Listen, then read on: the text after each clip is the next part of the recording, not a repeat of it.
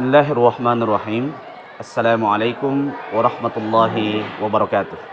Perkenalkan, saya Murdani STHI, salah seorang mahasiswa PPG dalam jabatan tahun 2023 di LPTK FTIK UIN Dato Karama Palu, Sulawesi Tengah.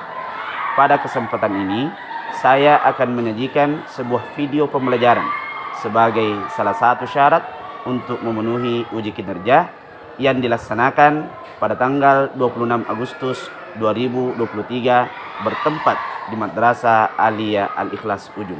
Selamat menyaksikan. Ya, silakan disiapkan.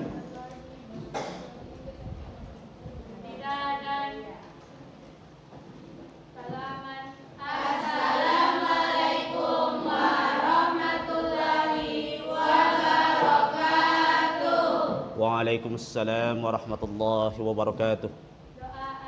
Bismillahirrahmanirrahim.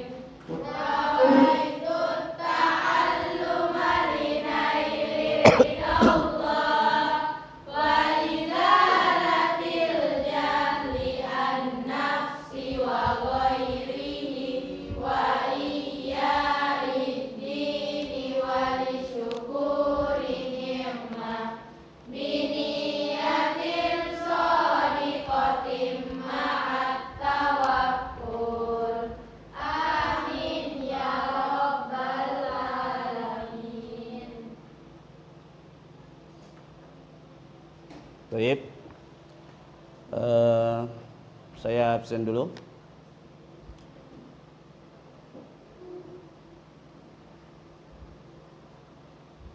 Ailah, Hadir Ustaz. Aliyah, Hadir Ustaz. Anananda, Hadir Ustaz. Andi Afrah, Hadir Ustaz. Akliyah, Hadir Ustaz. Astita, Hadir Ustaz. Ayu, Hadir Ustaz. Citra, Hadir Ustaz. Desvita, Hadir Ustaz. Dwi, Bila Anda. Mailah, Hadir Ustaz. Nailah, Hadir Ustaz. Natasya, Hadir Ustaz. Nurul, Hadir Ustaz. Putri, Rahmah, Hadir Ustaz. Rezi, Hadir Ustaz. Reka, Hadir Ustaz. Rihada. Astagfirullah. Kemana dia? Adina. Adina. Ada. Alhamdulillah. Alhamdulillah. Sri, Hadir Ustaz. siapa santri baru? Hadir Ustaz. Siapa namanya? Andi? Andi Yulia. Julia. Dari mana Andi Julia? Mansatu Bone. Kenapa pindah ke sini? Enggak, Ji? Oke, tayyib. Bismillahirrahmanirrahim. Assalamualaikum warahmatullahi wabarakatuh. Waalaikumsalam warahmatullahi wabarakatuh. Alhamdulillah wassalatu wassalamu ala Rasulillah wa ala alihi wa sahbihi wa mawalah. Amma ba'd. Insyaallah pada kesempatan kali ini kita akan melanjutkan materi kita yang masih terkait dengan bab pertama, yaitu hakikat penciptaan manusia. Sekarang kita masuk pada tujuan pembelajaran terakhir dari bab ini, yaitu tujuan penciptaan manusia. Tujuan penciptaan manusia. Sebelum kita melanjutkan materi ini, mungkin masih ada di antara kalian yang ingat materi kita yang terakhir pada pertemuan yang lalu, yaitu terkait dengan kemampuan dasar manusia. Kemampuan dasar manusia. Kemampuan dasar manusia itu ada berapa? Ada 3. 1, pendengaran, penglihatan, dan hati nurani. Tayyib. Jadi insyaallah pada pertemuan kali ini kita akan masuk pada tujuan penciptaan manusia. Terkait dengan materi tujuan penciptaan manusia, apa yang akan kita dapatkan pada materi ini? Jadi pada materi ini insyaallah diharapkan kalian bisa merumuskan tujuan penciptaan manusia agar bisa menjalankan tugas sebagai hamba dan juga tugas sebagai khalifah. Jadi tugas manusia itu pada dasarnya ada dua. Pertama sebagai hamba, yang kedua sebagai khalifah. Nah, itu tugas utamanya manusia. Sebelum kita lanjut lebih jauh, ada beberapa pertanyaan yang saya harap kalian bisa jawab. Kalau tidak bisa jawab 100%, setidaknya sebagian lah. Pertama, apakah ada yang diciptakan Allah tanpa tujuan dan manfaat? Tidak ada. Artinya semua yang Allah ciptakan itu pasti ada manfaatnya. Apa ayatnya dalam Al-Quran itu? Rabbana ma khalaqta hadzal batil. Sesungguhnya Allah tidaklah engkau menciptakan semua ini sia-sia. Ya, di Rabbana ma khalaqta hadza batila. Jadi tidak ada yang Allah ciptakan sia-sia. Arti lainnya, semua yang Allah ciptakan itu pasti ada manfaatnya. Semua yang Allah ciptakan itu pasti ada manfaatnya. Bahkan dalam Al-Quran itu Allah menyatakan, seperti yang sudah kita singgung pada pertemuan yang lalu, innallaha la yastahi ayyadriba mathalan ma ba'udatan fama fawqa. Allah itu tidak pernah malu membuat perumpamaan semisalnya nyamuk.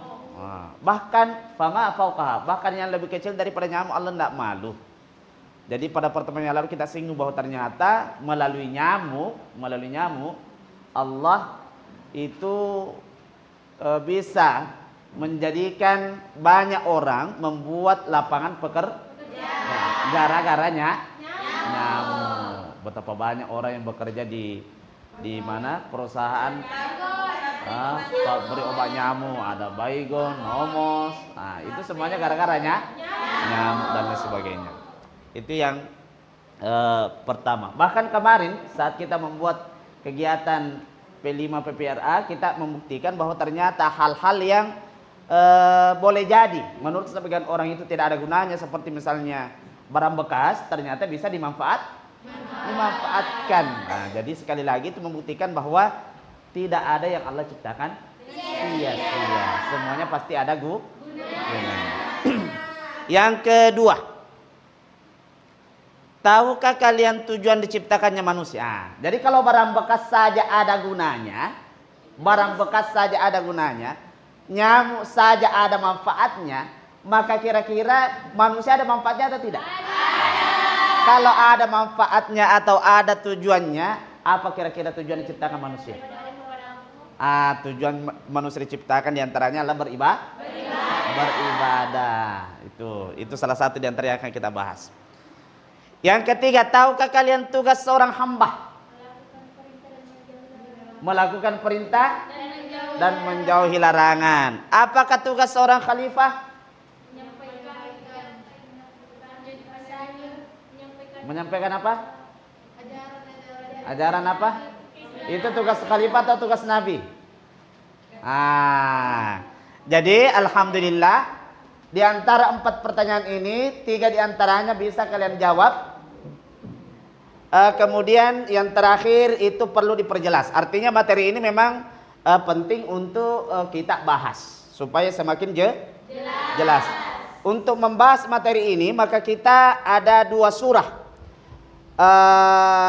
yang perlu kita baca. Yang pertama adalah surah Al-Baqarah dari ayat 30 sampai 32. 30 sampai 32 yang menjelaskan tentang tugas manusia sebagai seorang khalifah. Kemudian yang kedua adalah surah Az-Zariyat ayat 56. Surah Az-Zariyat ayat 56 yang menjelaskan tugas manusia sebagai seorang hamba. Thayyib. Pertama kita bahas dulu Quran surah Al-Baqarah ayat 30. Siapa yang bisa baca ini? Silakan baca.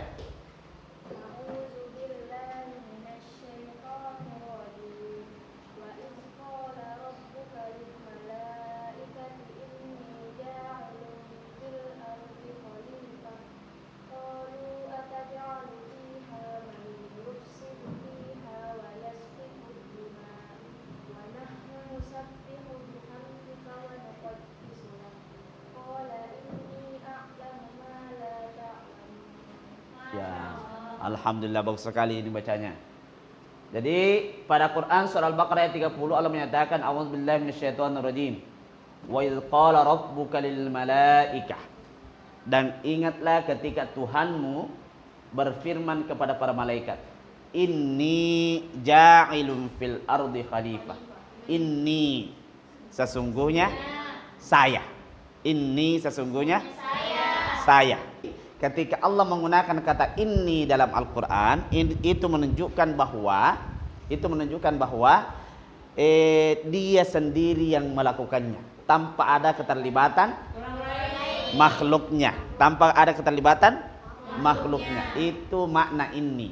Jadi ketika Allah mengatakan inni ja'ilun fil ardi khalifah, sesungguhnya saya akan menciptakan seorang khalifah di bumi ini. Yang dimaksud khalifah di situ adalah Nabi Adam, manusia pertama, nenek moyangnya seluruh manusia. Berarti Nabi Adam itu diciptakan oleh Allah langsung oleh dirinya, oleh Allah, tanpa campur tangan makhluknya. Berbeda ketika Allah menciptakan anak cucunya Nabi Adam. Allah mengatakan inna khalaqnakum min dzakarin wa untha. Sesungguhnya kami menciptakan kalian ada laki-laki. Berarti ketika Allah menciptakan kamu dan kamu, ada keterlibatan makhluknya, ada keterlibatan orang lain. Siapa yang terlibat di situ? Ada keterlibatan orang tua. Bapakmu, makmu ketemu menikah, barulah bisa jadi kamu. Ada keterlibatan siapa lagi? Malaikat. Apa tugasnya malaikat? Meniupkan apa? Meniupkan ruh. Tugasnya malaikat meniupkan ruh. Itu? Mencatat tentang kondisimu, berapa rizkimu, itu, berapa umurmu dan lain sebagainya. Tugasnya malaikat. Ada keterlibatan makhluk. Tayyib. Inni ja'ilun fil ardi khalifah. Sesungguhnya saya mau menciptakan di bumi ini seorang khalifah. Ini akan kita bahas. Apa itu khalifah? Itu? Apa itu khalifah? Yang dipersoalan adalah ketika malaikat diinformasikan oleh Allah SWT bahwa Allah akan menciptakan khalifah, malaikat bertanya. Mereka bertanya. Siapa yang bertanya? Malaikat. Ataj'alu fiha may yufsidu fiha wa yasfiku dima. Apakah engkau akan menciptakan orang yang merusak dan menumpahkan darah? Apakah engkau akan menciptakan makhluk yang tugasnya, yang kerjaannya hanya merusak dan menumpahkan darah? Menumpahkan darah itu maksudnya apa? Membunuh, saling membunuh. Apakah manusia itu ada yang saling membunuh? Ada.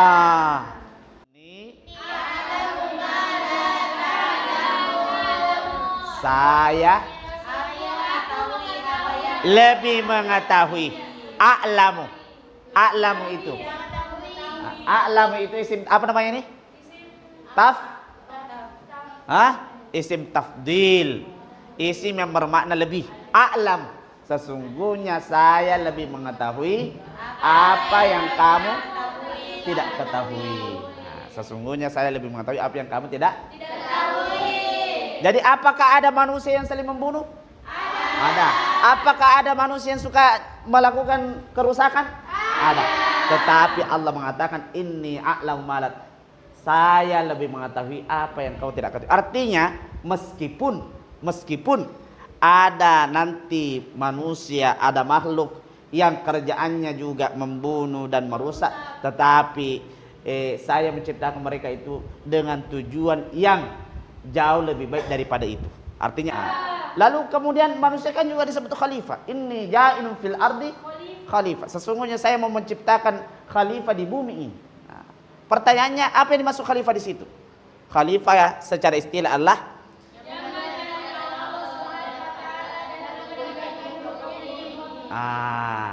Jadi kita ini adalah khalifah, penggantinya Allah di bumi ini untuk bisa menegakkan hukum-hukumnya. Jadi kita ini bukan yang membuat hukum atau aturan sendiri. bukan yang membuat hukum atau aturan tersendiri. Kita menjadi khalifah, mengatur di bumi ini berdasarkan aturan-aturan yang telah ditetapkan oleh Allah. Berarti kalau kita mau tahu aturannya Allah harus kembali ke mana? Al-Quran. Selain Al-Quran apa lagi? Hadis. Karena untuk memahami Al-Quran harus kembali kepada hadis. Oke. Pertanyaan selanjutnya. Kenapa malaikat bertanya perihal penciptaan manusia sebagai khalifah? Apakah malaikat itu berani protes kepada Allah? Tidak. Malaikat itu tidak berani protes kepada Allah. Karena malaikat itu, dia itu sifatnya sami'na wa ata'na. Jadi kita kembali kepada pertanyaan, kenapa malaikat bertanya perihal penciptaan manusia sebagai khalifah? Kalau bukan protes, lalu apa maksudnya? Nah ini. Jadi malaikat bertanya perihal penciptaan manusia setidaknya didasari 3 alasan. Jadi ulama kita itu mencari alasannya, apa kira-kira sebabnya malaikat itu bertanya kepada Allah terkait dengan penciptaan manusia. Apa alasannya? Alasannya. Nah, ini oleh para ulama sudah dirangkum setidaknya 3 alasannya, 3 jawaban. 1. Berdasarkan pada pengalaman sebelum terciptanya manusia, ada makhluk yang merusak bumi dan menumpahkan darah. Nah, apa maksudnya itu? Sebelum manusia diciptakan, sudah ada makhluk yang Allah ciptakan sebelumnya. Sebelum ada juga buku dulu itu yang menyatakan Nabi Adam bukanlah manusia pertama. Dengan alasan itu. Apakah benar Nabi Adam itu bukan manusia pertama? Allahu a'lam. Tapi yang jelas, kalau bagi kita Nabi Adam itulah manusia pertama yang merupakan nenek moyang kita. Yang merupakan nenek moyang kita. Nah, tetapi ini alasan pertama dari ulama yang menyatakan bahwa ada makhluk yang Allah ciptakan sebelum Nabi Adam di dunia ini, yang kerjaannya, tugasnya itu adalah merusak bumi, saling menumpahkan darah, saling membunuh. Itu alasannya. Maka malaikat itu sudah melihat apa yang sudah terjadi. Berdasarkan pengalaman, sudah ada yang terjadi seperti itu. Maka malaikat bertanya, kenapa engkau mau menciptakan lagi makhluk yang kerjanya adalah merusak dan itu. Alasan kedua. Karena yang ditugaskan itu adalah khalifah, menegakkan Allah. Ini. Alasan kedua, karena yang akan ditugaskan menjadi khalifah bukan malaikat. Bukan malaikat. Sementara malaikat itu tugasnya apa? Hanya bertasbih, memuji, mengagungkan Allah. Dalam pikirannya malaikat, makhluk yang termulia itu adalah para malaikat. Dalam pikirannya malaikat, menurut para ulama, makhluk yang termulia itu adalah malaikat. Karena tidak ada dosanya. Mereka kerjanya hanya bertasbih, memuji, bertahmid, mengagungkan Allah, berzikir. Itu. Kenapa bukan mereka yang diangkat menjadi khalifah? Kenapa yang diangkat menjadi khalifah itu adalah makhluk yang lain? Nah, ini alasan kedua. Alasan ketiga. Makhluk yang akan diciptakan dengan sebutan khalifah. Padahal kata khalifah ini mengisyaratkan fungsi Pelerai. Apa itu pelerai? yang Pemisah. Kata biasa mati keto. Berkelahi. Kalau ada teman berkelahi, ada saling menjambak rambu, ada yang memisahkan. Yang memisahkan itu disebut apa? Pelerai.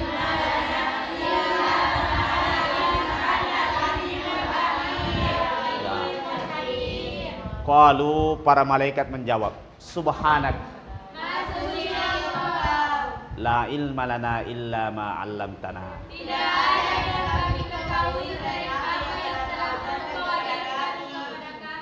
Tidak ada yang kami ketahui selain yang engkau ajarkan kepada kami. Makanya ada riwayat itu yang menyatakan bahwa ketika Nabi Ibrahim alaihissalam tiba waktunya dicabut nyawanya. Tiba waktunya dicabut nyawanya. Itu apa namanya? Malakul maut itu bertanya kepada Nabi Ibrahim. Karena sudah siap dicabut nyawanya atau belum? Maka kemudian Nabi Ibrahim berkata kepada para malaikat, saya tidak ada masalah. Kau cabut nyawaku sekarang atau tidak ada masalah. Cuma pertanyaan saya, apakah ada kekasih yang mencabut nyawanya kekasih? Nah, karena apa gelarnya Nabi Ibrahim? Kekasih Allah. Kekasih Allah, Khalilullah. Atau bisa juga diartikan Khalil itu adalah teman dekat. Jadi pertanyaan Nabi Ibrahim, apakah ada teman dekat yang mencabut nyawanya? Teman dekatnya. Apakah ada sahabat yang mencabut nyawanya sahabatnya? Jadi malaikat maut itu sampai pusing itu, tidak tahu jawabannya. Maka dia kembali kepada Allah, melapor kepada Allah, ya Allah, sebetulnya tidak ada masalah. Sebetulnya katanya Nabi Ibrahim mau dicabut nyawanya sekarang atau tidak, sebetulnya tidak ada masalah. Cuma pertanyaannya, apakah ada sahabat yang mencabut nyawanya sahabatnya? Maka Allah menjawab, Allah memberikan jawaban. Kembali kepada Ibrahim, tanya dia, apakah ada sahabat yang tidak mau bertemu dengan sahabatnya? Apakah ada sahabat yang tidak mau bertemu dengan? Jadi itu jawabannya malaikat. Ketika dia tidak tahu, subhanaka la ilma lana illa ma 'allamtana. Karena malaikat itu tidak punya motivasi untuk belajar. Apa kesimpulannya dari surah Al-Baqarah ayat 31 dengan ayat 32 ini? Apa kira-kira kelebihannya manusia dibanding malaikat?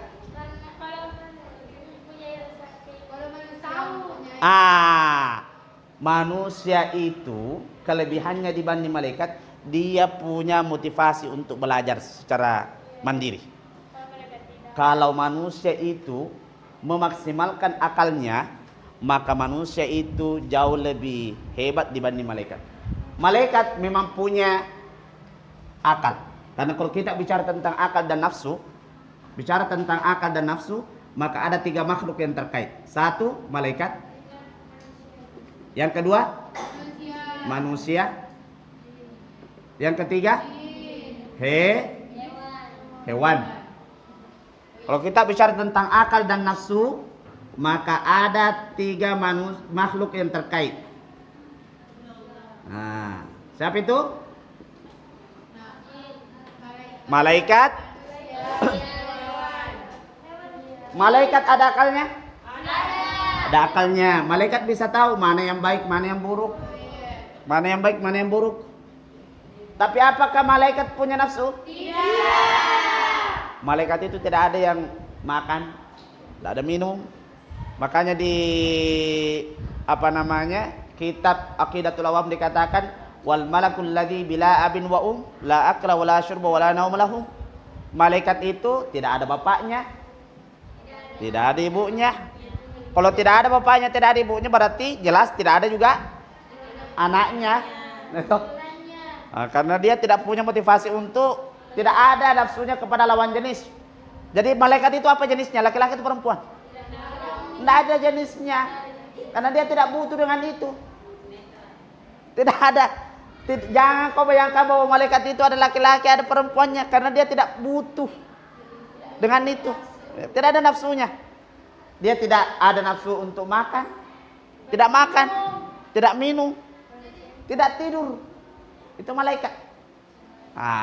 Makanya kerjaannya malaikat itu hanya apa? Bertasbih, mengagungkan Allah. Beda dengan kita. Sebentar belajar ada yang terkadang tidur. Itu berarti bukan malaikat. Nah itu. Kalau ada orang yang sementara belajar tapi tidak tidur, itu berarti lebih hebat daripada malaikat. Lebih hebat daripada malaikat. Malaikat tidak tidur, wajar malaikat.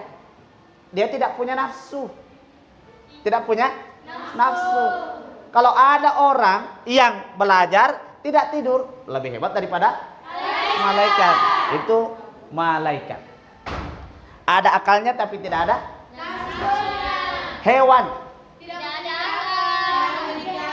Yang ada hanya nafsu saja. Itu hewan, nafsu. Makanya kalau ada hewan yang buang air sembarangan. Buang air sembarangan. Misalnya ada ayam, siapa di sini yang ada ayamnya di rumahnya? Pulang ke rumahmu, ayammu biasa buang air di teras? Di kandangnya. Di kandangnya. Di teras enggak pernah? Oh, berarti enggak pernah keluar kandang. Kalau ada ayam yang misalnya dilepas, tidak dikandangkan, lalu kemudian buang air di teras, di tegel, membedakan mana halal, mana haram, itu parah. Hewan tidak tahu mana punyanya orang lain, wajar, dia hewan, tidak punya akal. Kalau hewan berhubungan sesama hewan, sudah berhubungan dengan hewan yang ada di kandangnya, setelah itu dia pindah kandang berhubungan lagi dengan hewan di kandang lain, itu wajar, hewan. Tapi kalau ada manusia seperti baru-baru ini di daerah Paci, salah satu daerah di Boni itu, ada perempuan yang sudah menikah siri dengan seorang laki-laki. Setelah itu dia menikah siri lagi dengan laki-laki yang lain.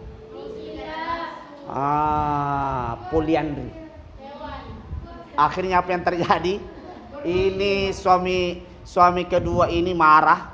Karena marahnya maka dia bunuh ini suami pertama. Apa itu? Karena dia tidak menggunakan akalnya untuk menundukkan nafsunya. Itu. Jadi kelebihan manusia atas malaikat adalah ketika dia mampu menggunakan akalnya semaksimal mungkin. Maka dia atau manusia itu insya Allah lebih baik posisinya dibanding malaikat itu.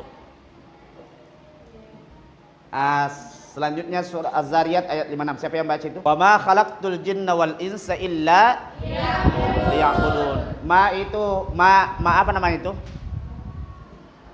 Ma itu kan macam-macam. Ma yang berarti tidak itu apa namanya?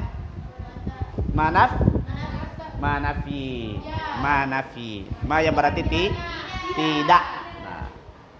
Huruf nafi kalau ketemu dengan illa itu berarti apa? Hanya. Jadi huruf nafi ketika bertemu dengan illa itu berarti hanya. Misalnya ketika kita mengatakan la ilaha illallah. La itu kan huruf nafi. La ilaha, tidak ada Tuhan selain Allah. Illa. Jadi la illa apa artinya? Hanya. La ilaha illallah artinya hanya Tuhan. Tuhan yang sesungguhnya itu hanya Allah. La ilaha illallah itu maknanya. Wa ma khalaqtul jinna wal insa illa liya'budun. Tidaklah saya menciptakan jin melainkan hanya untuk ada yang tahu kenapa disebutkan lebih dulu jin baru manusia? Ini. Jadi kenapa jin dulu disebutkan baru manusia? Dalam kaidah ulumul Quran, ada yang disebut dengan takdim, at-takdim wa takhir. Disebutkan duluan, disebutkan belakangan. Apa maksudnya? Itu ada maknanya. Bukan sekedar disusun begitu saja. Ada makna yang terkandung di balik itu. Jadi tidak ada, makanya jangan kau protes kenapa jin dulu, kenapa bukan manusia dulu? Karena memang yang diciptakan lebih dulu Allah jin.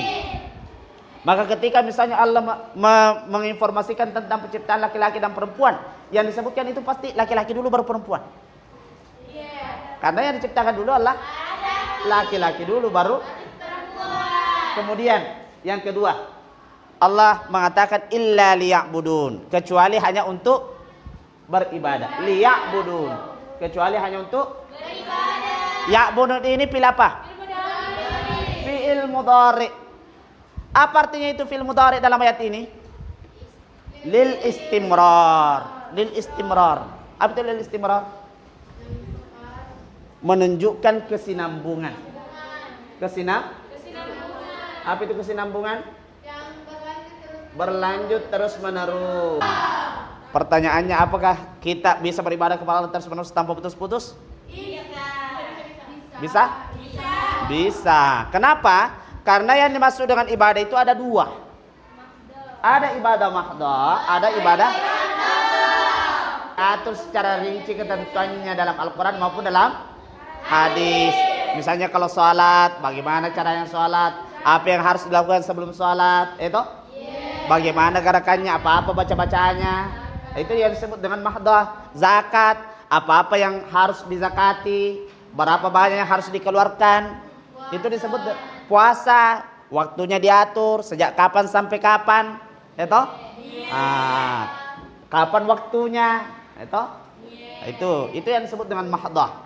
Haji, di mana tempatnya, kapan waktunya, apa-apa yang dilakukan, apa-apa yang diucapkan. Umrah dan juga begitu juga, itu disebut dengan Ada juga ibadah yang disebut ghairu mahdah. Ghairu mahdah itu artinya ibadah yang tidak diatur secara rinci ketentuannya. Waktunya tidak diatur, itu tempatnya tidak diatur, bagaimana tidak, tata caranya tidak diatur. Misalnya senyum, tidak ada itu aturannya bilang kalau senyum minimal sekian senti lebarnya, itu waktunya minimal 5 menit. Tempatnya kalau mau senyum itu harus di masjid, di luar masjid tidak boleh. Sama siapa itu tidak ada. Itu yang disebut dengan ibadah ghairu mahdah. Belajar ibadah mahdah atau ghairu mahdah? Belajar ghairu mahdah. Di mana saja bisa belajar, sama siapa saja, dari apa saja, kapan saja, tidak diatur kapan waktunya. Itu disebut ibadah ghairu mahdah. Jadi ada ibadah yang disebut mahdah, ada ibadah ghairu mahdah. Artinya segala tingkah laku kita itu bisa menjadi ibadah. Selanjutnya silakan dicatat ini untuk kemudian dikerjakan di asramanya. Silakan dicatat, selesai tugasnya yang ada yang nanti dikerjakan di asramanya. Jadi kesimpulan yang bisa kita dapatkan dari pembelajaran ini, pertama, Manusia diciptakan untuk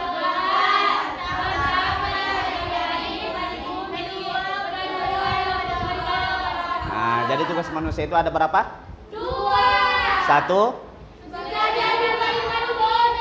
Ya. Kesimpulan yang kedua,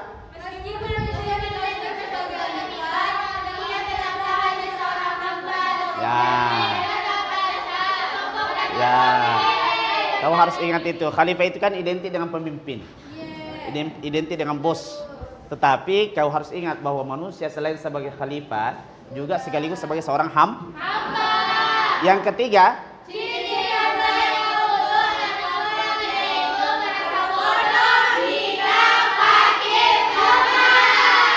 jadi saya kira materi kita ini sudah cukup sampai sekarang. Insyaallah kita akan lanjutkan materi selanjutnya pada pertemuan yang akan datang, dan marilah kita menutup materi kita ini dengan sama-sama membaca doa kafaratul majlis. Subhanakallahumma bihamdik asyhadu an la ilaha illa anta astaghfiruka wa atubu ilaik. Wassalamualaikum